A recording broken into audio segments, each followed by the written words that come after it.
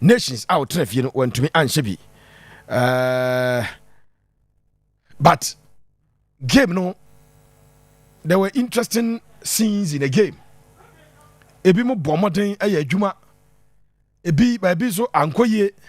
How do we marry all of that? You better can you boom ama enyoma akoyi na ya hwese de esi etie. So that is exactly how ekoye ene de wonsem no ade ema ahwefo ene etiefo a mo akoma 87 FM so Kabiru Mohammed trase Kotoko edien ena ankoyi ama side and the nations and to any nkunim dia na ese Kotoko ye na wonum etimidi nkunim. Players pay any impressive here, so we'll do that and then we'll analyze the entire team. And so, any asabke to Accra.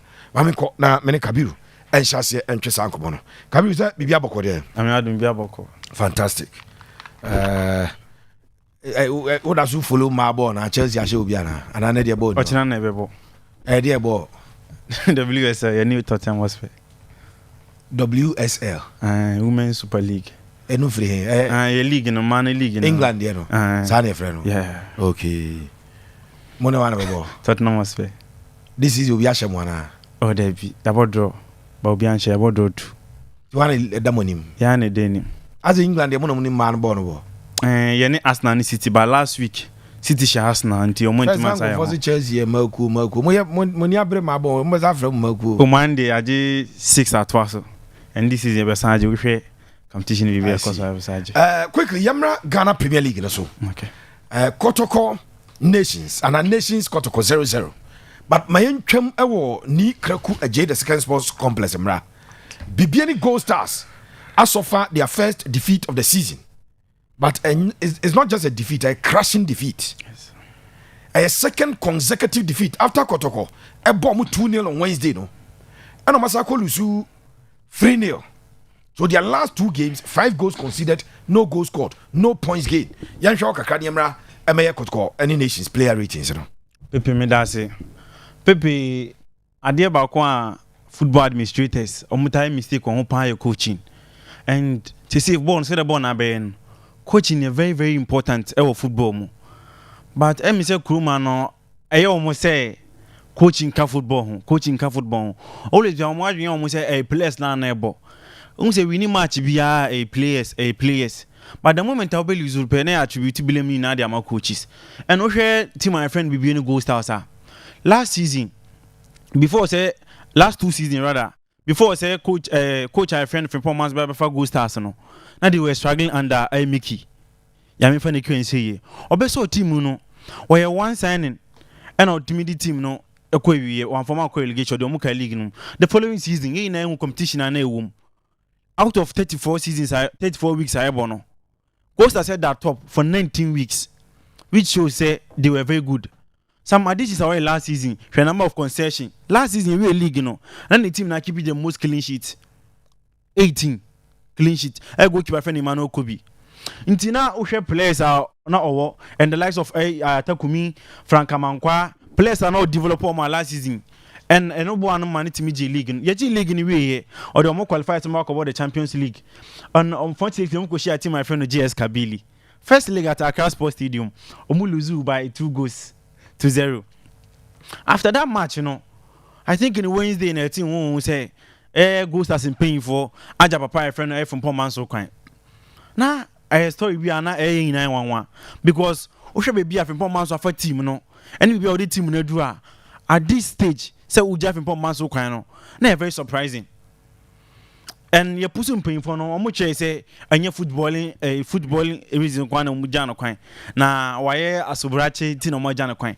But me only say Pepe team coach in decide say the team you fit to play a match and also munye fit to play a match. In fact the timing of that friendly was wrong but almost say na mpanyim for say go the camera ba ti e mono muntwa nti wa mode a je wa kwati utim. And unti omopam from Pomanso. Omopamon, the following match was against GS Kabilo Nigeria. And Omugu Gusta Senimasi. After that, Omba winning match. And was ambitious Asante Kotoko Wednesday. Asante Kotoko defeated Omo. And ne Omuko ni Eje Kreku Sports Stadium. And last season, Seven we are almost drop points or they picked 1 point. Yeah. And lose 2 points or so coming into this season with the number of additions on my team, my friend of vision, so I lose some number of players. Ablor do come in every ho. Then I expect at least something different. Because game Amadama against Asante Kotoko, they played really well. Yeah. But Asante Kotoko was the better side. Asante Kotoko winning. But how should Ghost as team here? They call you 3-0 now. It means they were dismantled by team my friend no Visions FC. In terms of possession, Visions were the better side. And Visions coach Pepe, or one of the underrated coaches were Kuruma. Where Juma were in the team no more. Anytime be a Visions see Bobby, I say coach in Sano the team is so. But then be inexperienced and a home. And now Okwakoshia Nanamankwa, former assistant coach across working with the media man. That clearly won't say coach the Visions FC are from in terms of tactical display and the tactical flexibility be another they were ahead. And the players also if you only say psychologically how coach are permanent as a effect or because obi say someone attack me as a onya attack me and no bibi free the game anymore and I want a coaching ebom no coaches to me you player back ho oye no ho adwuma don't make coach be free no but say as a player na abium and na say coaching ye adwuma no ho and okay goes as in pain for I think they are regretting yes because Masokodu I tell say okọ no as a twist in so ba Masokodu e call the national under 20 it means say coaches no reject you I'm afraid prosper so haven't qualified the under 17 or call the under 17 AFCON otimi a place in the semi-finals or be call the World Cup no yes prosper it is also concentrate on the national under 17 even though they are not paying. But as a lecturer, I want to be obedient job, so concentrate. So as a munya coach, because I attend the momo. Yes, and okay, but for because the coach is more beyond you and more man good your mother. Yes, and this is okay the top guys now. Obiya occupied, Obiya with teams. The work na yema so kwedu. Ono so say onye ready to coach team my friend Good Stars. And okay the corner they will need a coach to revive themselves. And yes, sir, goes as and share. Go back to where they belong. Maybe by first season no, the 11th. And share on best alcohol. Team of Abaji League. Now over Africa we all struggle. We are Asante Kotoko na across Fuka. I'm going to say your teams now we are Africa bar. The following season they tend to struggle. And I'm sure Gold Stars will follow that trend no. Until game my course in the NBA. Now I was surprised by the scoreline. Let me surprise which is actually there, but that margin by 3-0 margin no. Let me very surprised. And I think Gold Stars is paying for some kikam when yes sir.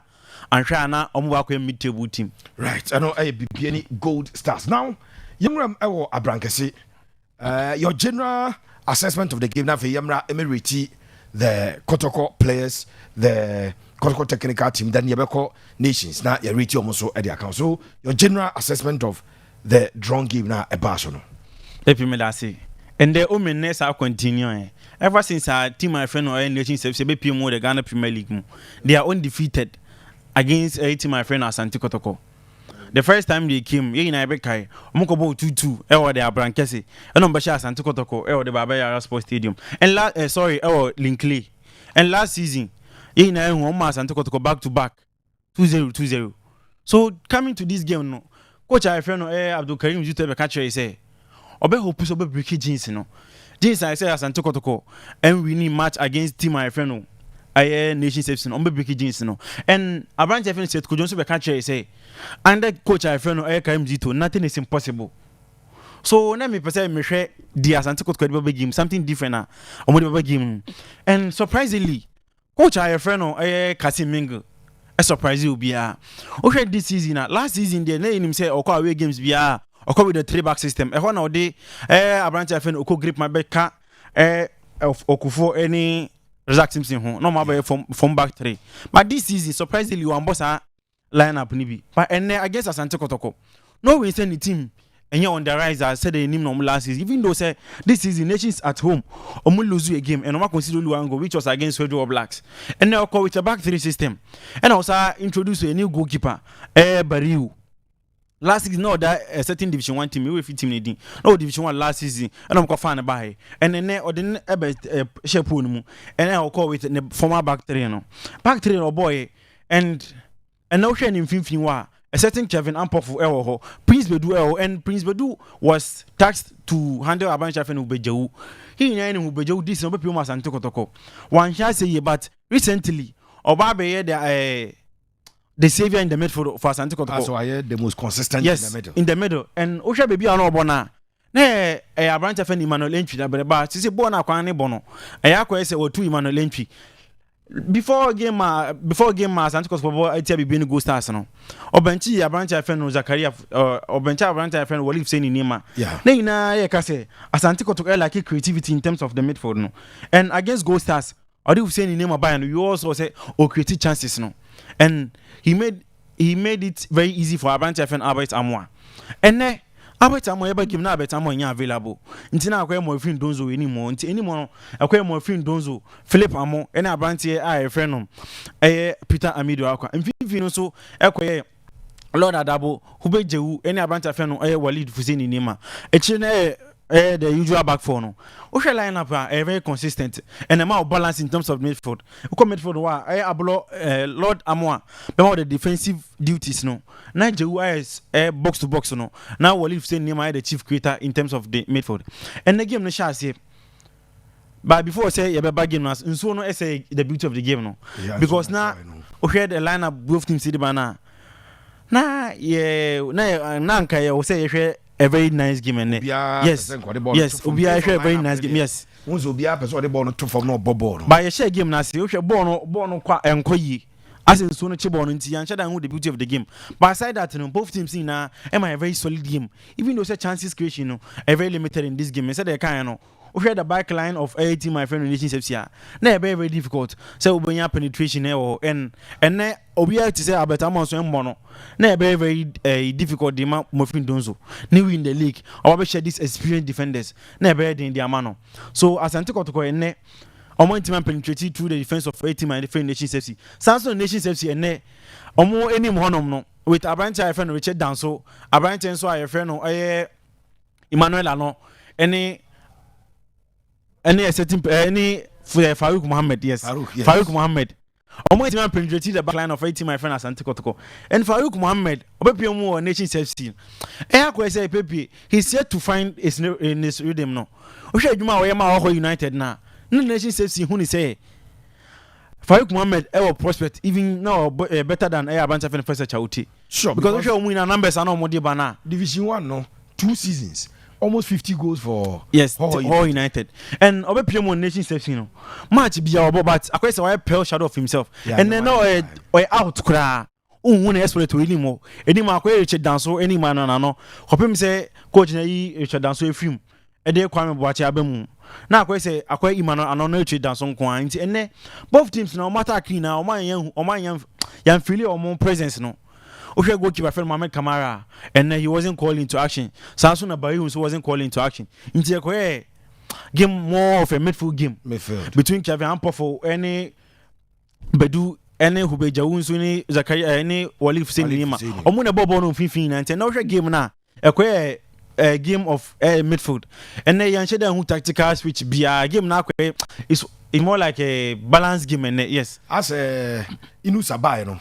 Yes. And all the pace. Yes. A bar the wings on quickly and Kasim Mengel as the typical number 3 Ebijano so say an threat no de bano obe use threat na free. And before say Inusa Babu no say na Philip Amo na kwese ojibo ni bia no person drift e come midfield. Yes into a Masafo na about the left wing no e man is but the moment Inusa Babu no or making sure say Obama from watching no because no and direct and speed and Antebia na coach na yi ni film de Kwame Boache ba and Kwame Boache ba no o ma Inusa a threat no e ba from and Kwame Boache shall say a dictative person or the left back position the managing section no until next say dem kan no coach is na am a very balanced game and obi an sheda anye gidi game a very balanced game and now expected game say a better draw because let me who is a very difficult the match Antikot because some bit ma kwhye team my friend Nations FC considering the fact that about time Asombo and Nations FC not a better than some bit ma go because sure games are more this season if you now about 2 games one goal 2 goals sorry Yeah. 2 games, 2 goals. Against All Blacks, almost share 2 goals in Nina. Against Samba, almost team and go 0-0. Until very difficult. The amount. Nation FC last season, now we team my friend Mediama Fiwa, no more the most goals. And defensively, now when I cast a vote, I'm keeping the most clean sheet. But this season, I say concession now we. Ekoso and goes on into member. And I was say coaches me no na omo bench no. Omo keka mo boom no mo make sure say omo find the antidote to these problems. And yes, our Nations FC on betting this season. Kotoko's wait to win a league game over Nations is still on. Young player ratings. Goalkeeper Kamara ever back after so City out for 2 games. Meaning say rotation. Now no komo bia be di no. Aziz I catch them so no metena benjo. Into no is what Debbie. And I think that they struck a certain agreement before season never shall say. But we bet 3-4 games. No, that be 2. No, my Asante one goalkeeper. And maybe I want 5 games. I got about this. I'm about 3 in the league. I'm about 4 in the league. Yes. And I'm about 2 Africa. Yes. 1 game, I got consider goals. Maybe I can 1 goalkeeper now in 6 games. I consider 5.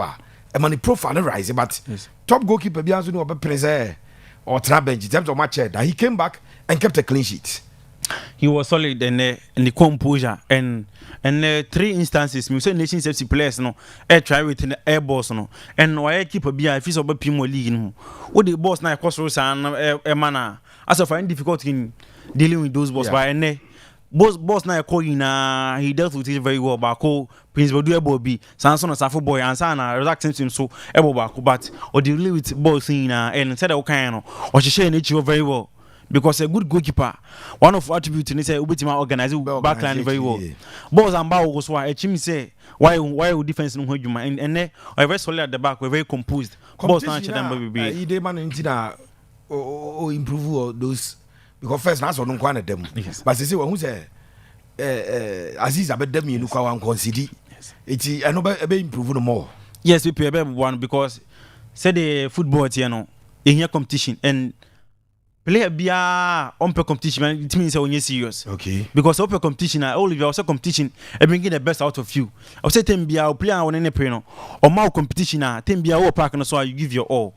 And I'm ene Kamara be ba ponum. We say boss now kon so be there but we also say he was very composed and there wasn't any mistakes from the games. Inti kudos to him. And me who say Asante I friend no Aziz born now goes now but Damas and Kotoko that 2 games no they improve. Yes, I improved and open the saves in BBR. Memano 6 over 10. Young call Lord Amwa at the right side. Lord Amwa at the right side. Lord Amwa people play bia. Adeba community on hopae ni creativity. Okay. Even also a right back. But ever since I'll be Puma and Kotoko. Or one player anytime be Asante Kotoko create chance bia ne hubomu. And they share game na say okay 2 decent chances. But unfortunately, my friend goes Nations FC deal with those balls no. Inti adeba kwa e wono ho a eboa pan Asante Kotoko and creativity go forward bia o timi create chances and the courses a pinpoint courses courses bia odi agra and see the players bia odi agra obetimi da show. So Asante friend Lord Amwa and obegeni 6.5 from the right back. Left back Patrick Esiedu. The NA didn't Patrick Esiedu no. I said this season from which is also chances creation. Or you play bia or call anima or create a lot and ye nim konkwa told you ultimate drift e be can midfield no. No more creative overload in terms of midfield I'm my friend Asante Kotoko. But I say and then Manchester and Huni going forward. But defensively or solid making sure say Richard Donzo feeling the presence and he dealt with him very well and defensively but him no Manchester and feeling influence be because anka on the normal day na anka or say okoka Peter Amidu Akwa we say the bear or no use the flanks na Amidu Akwa drifting na use the half spaces no no the height team my friend Nations FC but na who side no into isolate Asante friend Amidu Akwa on the wings until on so no 5.5 and let's take the 2 center backs. Yes. Ablor solid as usual, very very gritty sometimes, then offer Samba together they kept out Farouk and everybody from Nation side. Analyze them together and score them for me. Pepe they are gradually becoming a force our league. And also last season in matches are these 2 teams there was a point in time Omuko Baba Sports Stadium 7 games are considered in a goal. Yeah. Yes. No Mumi Yana Ansana. Yes, Ansana na Ablor be pray.